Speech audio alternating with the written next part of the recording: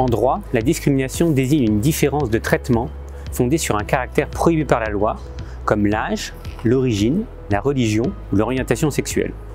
Comme vous peut-être, un Français sur 4 déclare avoir été confronté à des comportements discriminatoires au cours des 5 dernières années.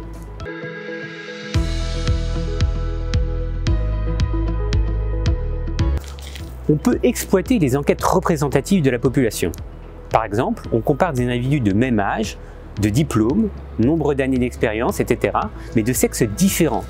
Et on en déduit la discrimination de genre en termes d'accès à l'emploi ou de salaire. On voit par exemple qu'à poste, établissement et temps de travail identiques, les femmes gagnent en moyenne 5,3% de moins que les hommes dans le secteur privé. La pratique du testing permet également de mettre en lumière des pratiques discriminatoires.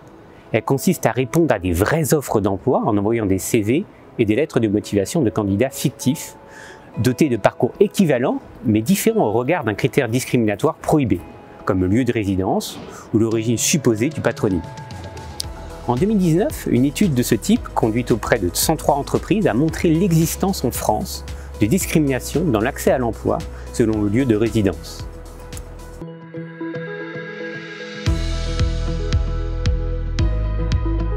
L'existence de discrimination signifie que les entreprises n'embauchent pas toujours le candidat le plus qualifié pour un poste et que certains candidats discriminés peuvent être surqualifiés par rapport à leur emploi.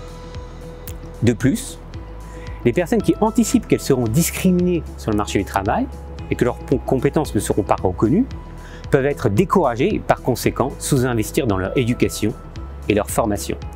Elles peuvent aussi se retirer du marché du travail. Les discriminations contribuent donc à réduire la taille de la population active et son niveau moyen de qualification, avec un impact négatif sur la croissance.